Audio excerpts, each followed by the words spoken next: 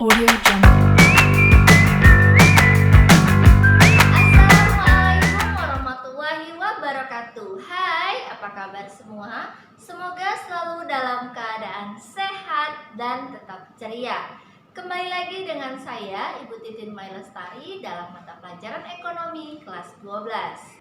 Pada video sebelumnya, saya membahas mengenai pengertian perusahaan jasa dan siklus akuntansi perusahaan jasa pada tahap pencatatan, yaitu pengumpulan bukti transaksi. Nah, setelah mengumpulkan bukti transaksi, tahap selanjutnya adalah menyusun jurnal umum. Sebelum menyusun jurnal umum, kita akan mempelajari tentang penggolongan akun dan mekanisme debit kredit. Yang pertama, penggolongan akun. Akun adalah daftar atau tempat untuk mencatat transaksi yang terjadi dalam perusahaan. Akun digolongkan menjadi dua, yaitu akun real dan akun nominal. Akun real adalah akun yang sudah sesuai dengan keadaan yang sebenarnya. Saldo akun real terbawa dari satu periode ke periode berikutnya. Akun real terdiri dari akun harta, utang, dan modal. Sedangkan akun nominal adalah akun sementara karena akun nominal tidak dibawa ke periode selanjutnya dan akan menjadi akun modal. Akun nominal terdiri dari akun pendapatan dan beban. Selanjutnya, mekanisme debit kredit. Debit menunjukkan pencatatan di sisi kiri dan kredit menunjukkan pencatatan di sisi kanan. Pencatatan di sisi debit dan kredit berarti menunjukkan adanya penambahan atau pengurangan terhadap akun. Adapun peraturan dalam mendebit dan mengkredit akun antara lain, yang pertama, akun aktiva atau harta dicatat di sisi debit jika terjadi penambahan dan dicatat di sisi kredit jika terjadi pengurangan. Yang kedua, akun kewajiban atau utang dicatat di sisi debit jika terjadi pengurangan dan dicatat di sisi kredit jika terjadi penambahan. Yang ketiga, akun modal dicatat di sisi debit jika terjadi pengurangan dan dicatat di sisi kredit jika terjadi penambahan. Yang keempat, akun pendapatan dicatat di sisi debit jika terjadi pengurangan dan dicatat di sisi kredit jika terjadi penambahan. Yang kelima, akun beban dicatat di sisi debit jika terjadi penambahan dan dicatat di sisi kredit jika terjadi pengurangan. Untuk memudahkan dalam mengingat mekanisme debit kredit 5 akun dasar, yaitu harta, utang, modal, pendapatan, dan beban, Ananda dapat menggunakan jari jemari dua tangan Ananda. Caranya, terlebih dahulu Ananda menandai jari jemari dengan nama akun, yaitu harta, utang, modal, pendapatan, dan beban. Sama, jari sebelahnya juga harta, utang, modal, pendapatan, dan beban. Tangan sebelah sini untuk transaksi penambahan dan yang tangan sebelah sini untuk transaksi pengurangan. Nah, 5 akun dasar jika terjadi penambahan bentuknya seperti ini. Dan jika terjadi pengurangan bentuk jari jemarinya seperti ini. Nah, kita cocokkan dengan tabel mekanisme debit kredit. Harta, jika terjadi penambahan transaksi dicatat di sisi debit. Utang, jika terjadi penambahan dicatat di sisi kredit.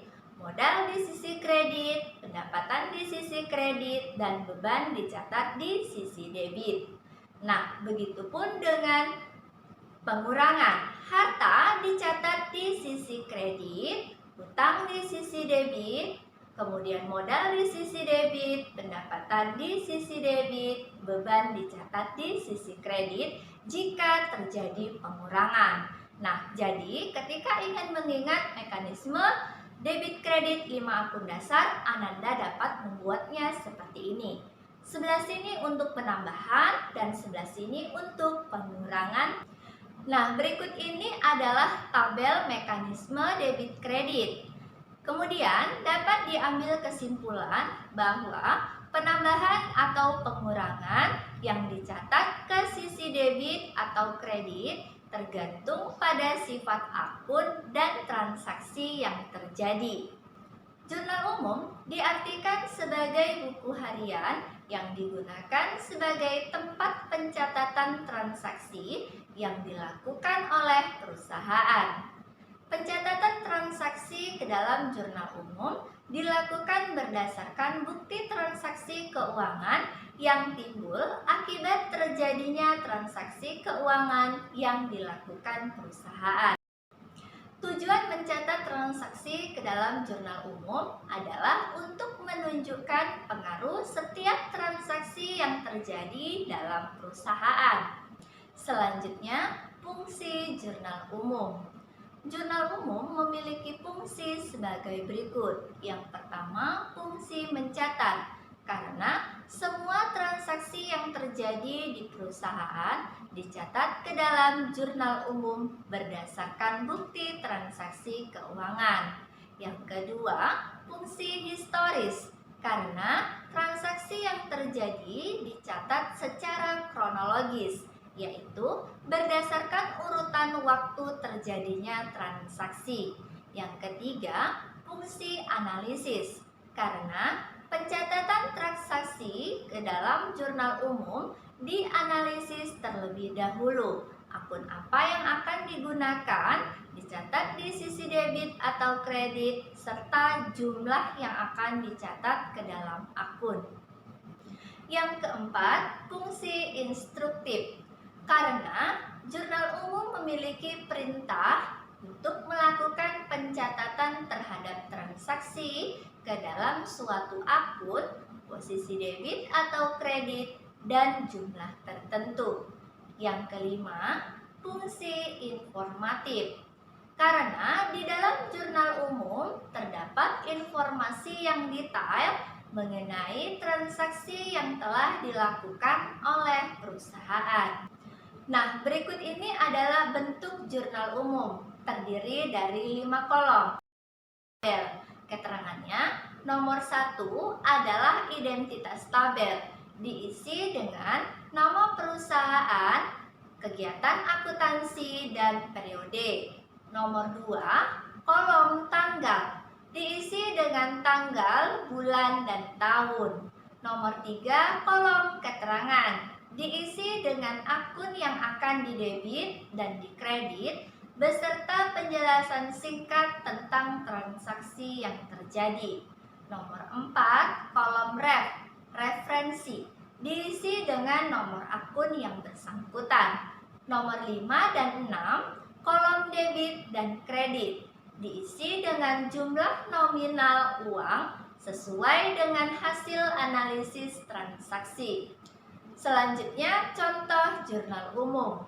Berikut ini adalah transaksi yang dilakukan perusahaan transportasi bernama CP Kopsis milik Tuan Reynaldi selama Januari 2020.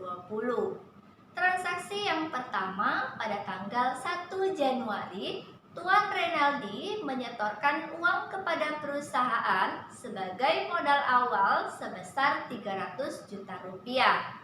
Nah, transaksi tersebut berpengaruh kepada aktiva kas dan modal bertambah. Nah, maka pencatatan ke dalam jurnal umumnya sebagai berikut.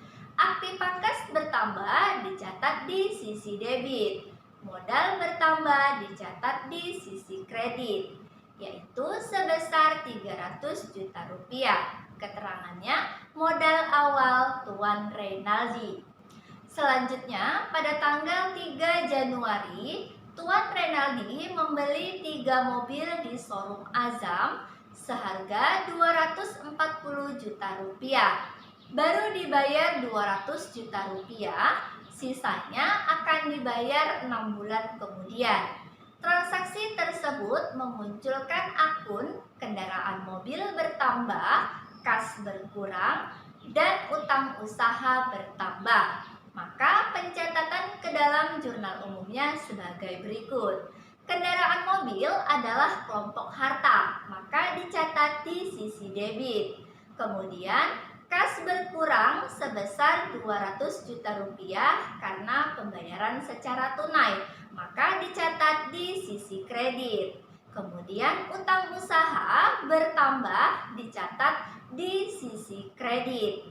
Nah, untuk pencatatan di sisi kredit ditulis lebih menjorok ke dalam. Pencatatannya sebagai berikut, keterangannya membeli 3 mobil transportasi. Pada tanggal 7 Januari diterima pendapatan jasa sebesar 50 juta rupiah. Pengaruh transaksi tersebut memunculkan akun aktivitas dan pendapatan jasa bertambah. Maka pencatatan ke dalam jurnal umumnya sebagai berikut. Aktivitas bertambah dicatat di sisi debit dan pendapatan jasa bertambah dicatat di sisi kredit, yaitu sebesar 50 juta rupiah. Keterangannya pendapatan jasa. Selanjutnya, transaksi tanggal 8 Januari. Tuan Renaldi meminjam uang dari bank untuk menambah modal usaha sebesar 50 juta rupiah. Transaksi tersebut berpengaruh memunculkan akun aktivitas dan utang bank bertambah. Maka pencatatan ke dalam jurnal umumnya sebagai berikut.